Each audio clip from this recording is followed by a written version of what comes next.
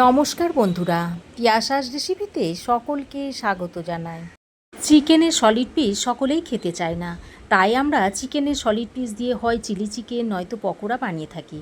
তো রোজ রোজ chilli chicken ও পকোড়া না খেয়ে আজ আমি আপনাদের এই সলিড চিকেন দিয়ে একটা দারুণ স্বাদের রেসিপি বানিয়ে দেখাবো। আশা রাখি রেসিপিটা আপনাদের ভালোই লাগবে। রাতে রুটি খাওয়ার জন্য এই রেসিপিটা অবশ্যই তৈরি করে রেখে দিতে পারেন। তো এখানে আমি কিছুটা চিকেন নিয়েছি, আর বোনলেস চিকেন আমি নিয়েছি। এবার এই চিকেনের মধ্যে দিয়ে দিচ্ছি হাফ চামচ মতো নুন, দিয়ে দিচ্ছি একটু গোলমরিচের গুঁড়ো, আর দিয়ে দিচ্ছি 1 চামচ মতো ডার্ক সয়া সস। এবার নুন, গোলমরিচ আর সয়া সসটা দিয়ে চিকেনের সঙ্গে ভালো করে মিশিয়ে নিচ্ছি। এবার এটাকে আমি ঢাকা দিয়ে 5 মিনিট মতো রেস্টে রেখে দিচ্ছি। চিকেনের মধ্যে নুন দেওয়ার কারণে চিকেন থেকে বেশ খানিকটা পরিমাণে জল বেরিয়ে আসবে। দেখুন বন্ধুরা, 5 মিনিট পর আমি ফিরে এসেছি, আর দেখুন চিকেন থেকে বেশ খানিকটা জল বেরিয়ে গেছে। এবার এই জলটাকে আমি একটু ছেঁকে ফেলে দেব। দেখুন জলটাকে আমি ফেলে দিয়েছি। এবার আমি এর মধ্যে দিয়ে দিচ্ছি একটা পাতিলেবুর হাফ অংশ। এইভাবে রসটা চিপে আমি এর মধ্যে দিয়ে দিচ্ছি, আর দিয়ে দিচ্ছি 1 চামচ মতো কর্নফ্লাওয়ার।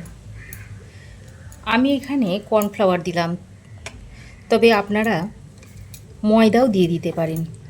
তারপর লেবু আর কর্নফ্লাওয়ারটা দিয়ে চিকেনের সঙ্গে এইভাবে ভালো করে মাখিয়ে নিতে হবে। তবে খুব বেশি কর্নফ্লাওয়ার বা ময়দা দিলে হবে না। কোটিংটা খুব বেশি মোটা করলেও হবে না, আবার খুব বেশি পাতলা করলেও হবে না। দেখুন এই রকম একটা চিকেনের কোটিং আমি তৈরি করে নিয়েছি। এবার আমি একটা কড়াই গরম করে দিয়ে দিচ্ছি এই 2 চামচ মতো সাদা তেল। খুব বেশি তেল আমি দেব না। তারপর তেলটা বেশ ভালোভাবে গরম হয়ে গেলে এবার যে চিকেনটাকে ম্যারিনেট করে রেখেছিলাম সেই চিকেনের পিসগুলো এইভাবে একটা একটা করে দিয়ে দিতে হবে। আর এমনভাবে দিয়ে দিতে হবে যেন চিকেনগুলো একটার সঙ্গে একটা গায়ে গায়ে লেগে না থাকে। এইভাবে ফাঁক ফাঁক করে চিকেনগুলোকে দিয়ে দিতে হবে। চিকেনগুলোকে আমি দেখুন এরকম একটু ছোট ছোট করে টুকরো করে নিয়েছি। দেখুন সব চিকেনগুলো আমি দিয়ে দিয়েছি। এদিকে চিকেনটা ভাজা হতে হতে আমি এদিকে ততক্ষণ মিক্সিং জারের মধ্যে দিয়ে দিচ্ছি একটা মিডিয়াম সাইজের কুচনো পেঁয়াজ, দিয়ে দিচ্ছি 8-10 কোয়া মতো রসুন, আর 1.5 ইঞ্চ মতো আদার টুকরো, দিয়ে দিচ্ছি একটা কাঁচা লঙ্কা।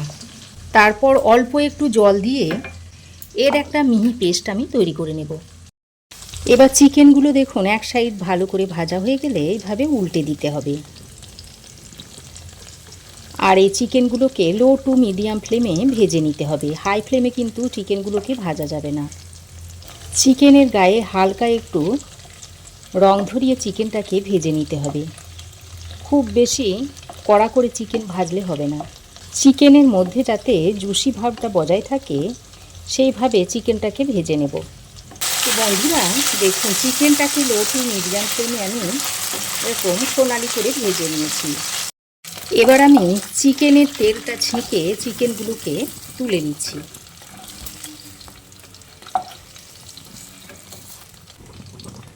দেখুন চিকেনগুলোকে এইভাবে হালকা করে ভেজে নিয়েছি। তুলে নেওয়ার পর ওই তেলের মধ্যেই দিয়ে দিচ্ছি 1 চামচ ঘি। আমি এখানে ঘি দিচ্ছি, আপনারা চাইলে বাটারও দিয়ে দিতে পারেন। তারপর ঘি আর তেলটাকে ভালোভাবে মিশিয়ে নিয়ে পেঁয়াজ, আদা, রসুন ও কাঁচা লঙ্কাটা বেটে নিয়েছিলাম সেটা এর মধ্যে দিয়ে দিচ্ছি।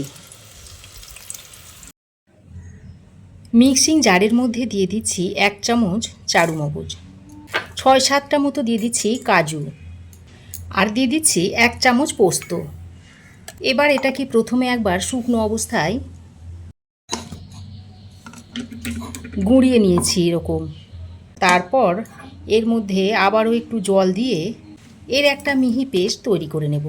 বাটা মশলাটা দিয়ে গ্যাসের ফ্লেমটাকে লোতে রেখে ঘি ও তেলের সঙ্গে ভালো করে কষিয়ে নিতে হবে। যতক্ষণ না আদা রসুনের কাঁচা গন্ধটা চলে না যাচ্ছে ততক্ষণ এইভাবে মশলাটাকে কষিয়ে নিতে হবে। আর এই মশলাটাকে একটু শুকনো শুকনো করে কষিয়ে নিতে হবে। যতক্ষণ না মশলাটা শুকিয়ে না আসছে ততক্ষণ পর্যন্ত মশলাটাকে এইভাবে কষিয়ে নিতে হবে।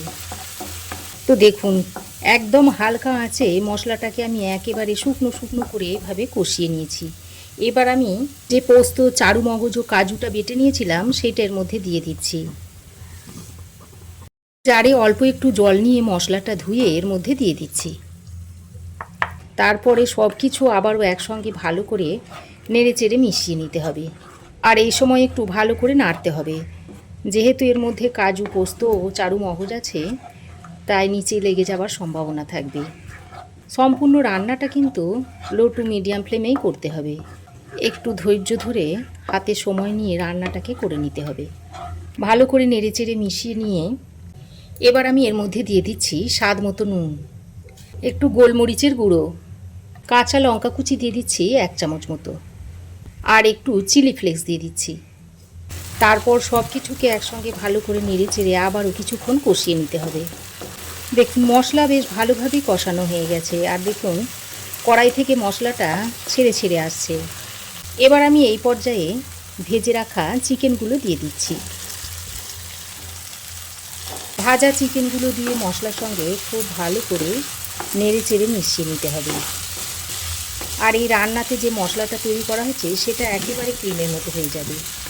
আবারও বলছি, রান্নাটা কিন্তু প্রথম থেকে শেষ পর্যন্ত একেবারে লো টু মিডিয়াম ফ্লেমেই করতে হবে। খুব বেশি তাড়াহুড়ো করলে কিন্তু রান্নাটা ভালো হবে না। তাই হাতে সময় রেখে একটু লো টু মিডিয়াম ফ্লেমে রান্নাটা করে নেবেন। দেখুন, চিকেনটা দিয়ে আবারও বেশ খানিকক্ষণ সময় ধরে কষিয়ে নিতে হবে। দেখুন, চিকেনটা দিয়ে মশলার সঙ্গে খুব ভালো করে নেড়ে চেড়ে মিশিয়ে নিয়েছি। এবার এই পর্যায়ে আমি দিয়ে দিচ্ছি 1/2 কাপ মতো দুধ। দুধটা দিয়ে চিকেনের সঙ্গে আবারও ভালো করে নেড়ে চেড়ে মিশিয়ে নিতে হবে। দুধটা দিয়ে চিকেনের সঙ্গে ভালো করে নেড়ে চেড়ে মিশিয়ে নিয়েছি। এবার ঢাকা দিয়ে 5-6 মিনিট মতো রান্না করে নেব। 5-6 মিনিট ধরে আমি চিকেনটাকে ভালো করে রান্না করে নিয়েছি। আর চিকেন থেকে দেখুন তেল ছাড়তে শুরু করেছে। এবার চেক করে দেখি চিকেনগুলো ভালোভাবে সেদ্ধ হয়েছে কিনা। হ্যাঁ, দেখুন চিকেনগুলো খুব ভালোভাবে সেদ্ধ হয়ে গেছে। এবার আমি এই পর্যায়ে অল্প একটু চিনি দিয়ে দিচ্ছি। চিনিটা দিয়ে চিকেনের সঙ্গে ভালো করে নেড়ে চেড়ে মিশিয়ে নিচ্ছি। এবার আমি এর মধ্যে দিয়ে দিচ্ছি একটু কসৌরি মেথি আর একটু চিলি ফ্লেক্স দিয়ে দিচ্ছি। তারপর আবারও সব কিছু একসঙ্গে ভালো করে নেড়ে চেড়ে মিশিয়ে নিচ্ছি।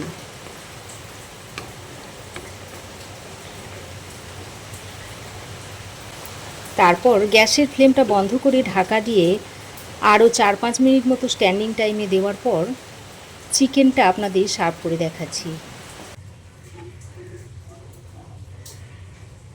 দেখুন কি দুর্দান্ত দেখতে হয়েছে, খেতেও কিন্তু অসাধারণ টেস্টি হয়।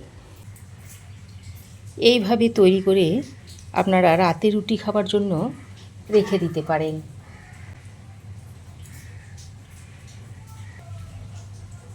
তো আমার এই আজকের রেসিপি আপনাদের কেমন লাগলো অবশ্যই একটা কমেন্ট করে জানাবেন। বাড়িতে যদি সলিড চিকেন থাকে তাহলে এইভাবে একবার অবশ্যই বানিয়ে খেয়ে দেখুন। আর এটা রুটি পরোটা দিয়ে খেতে ভীষণ ভালো লাগে। রেসিপি ভালো লাগলে অবশ্যই একটা লাইক ও শেয়ার করবেন। আর আমার চ্যানেলে যদি প্রথম এসে থাকেন তো চ্যানেলটাকে সাবস্ক্রাইব করে চ্যানেলটির পাশে থাকবেন। পাশে থাকা বেল আইকনটি অবশ্যই প্রেস করে দেবেন। ফেসবুক থেকে দেখে থাকলে পেজটিকে ফলো করবেন। আজ এ পর্যন্তই, আবার দেখা হবে নতুন কোনো রেসিপি নিয়ে নেক্সট এপিসোডে। সে পর্যন্ত ভালো থাকবেন, সুস্থ থাকবেন। ধন্যবাদ।